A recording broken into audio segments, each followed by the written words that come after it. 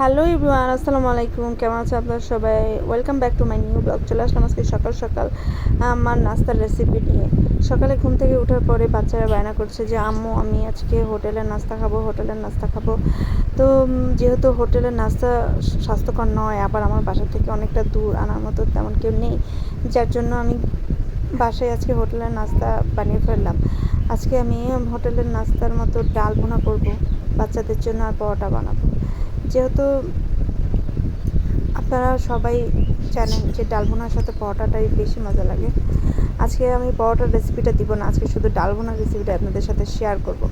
আমার ভিডিওটি ভালো লাগলে অবশ্যই একটা লাইক, কমেন্টস এবং একটা সাবস্ক্রাইব করে যাবেন প্লিজ। নতুনদের পাশে থাকবেন সবাই।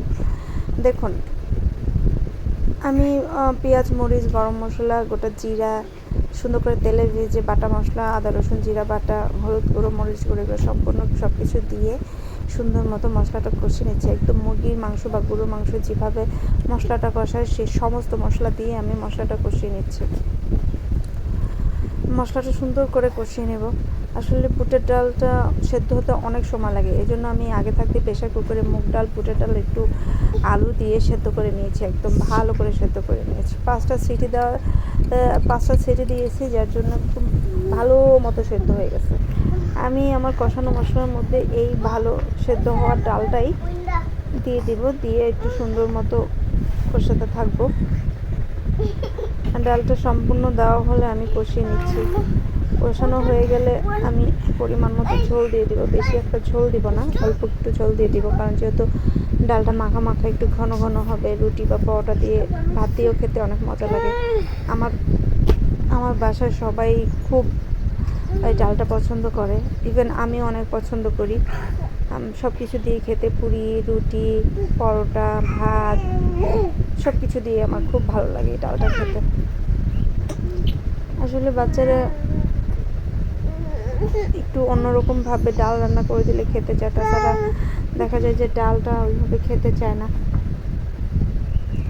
আলহামদুলিল্লাহ, আমার বাচ্চাদের এই ডালটা খুবই পছন্দ। ওরা খুব, ওদের আর খাওয়াই দিতে হবে না, এই ডালটা দিয়ে নিজেরাই খেতে পারবে। এই জন্য এই ডালটা একটু বেশি করে রান্না করি। বেশি করে রান্না করলে দেখা যাবে যে আমার মেয়েরা বা সবাই খুব মজা করে খাবে। দেখুন ডালের কালারটা কত সুন্দর, আর কি সুন্দর মশলার সাথে মিশে একদম ডালটা ঘন ঘন হয়েছে। এদিকে একটু সুগন্ধের জন্য, একটু ঘ্রাণের জন্য আমি একটু বাগার দিয়ে নিলাম, একটু সরষের তেল এবং একটু পেঁয়াজ দিয়ে একটু বাগার দিয়ে নিলাম, যাতে একটা সুন্দর একটা ফ্লেভার আসে। দেখেন আমার ডালটা কত সুন্দর দেখাচ্ছে। আমি একটু টানিয়ে নেব। কে কীভাবে ডাল রান্না করেন হোটেল স্টাইলে আমাকে জানাবেন। আর আপনারা যারা এই ভিডিওটি দেখবেন, প্লিজ আমাকে একটু শেয়ার করে দিবেন, একটু সাবস্ক্রাইব করে দিবেন, আমার পাশে থাকবেন, আমাকে উৎসাহিত করবেন। আমার ডাল রান্নাটা প্রায় শেষ। দেখুন সুন্দর একটা কালার চলে আসছে। আমি বাগার দিতে যে কিছু পেঁয়াজ একটু বেশি কালার করে ফেলেছি, যার জন্য একটু কালো কালো দেখাচ্ছে, কিন্তু পুড়ে যায়নি, এটা জাস্ট এমনি। দেখুন আমার ডালটা রান্না শেষ, আমি চুলাটা বন্ধ করে দিয়েছি।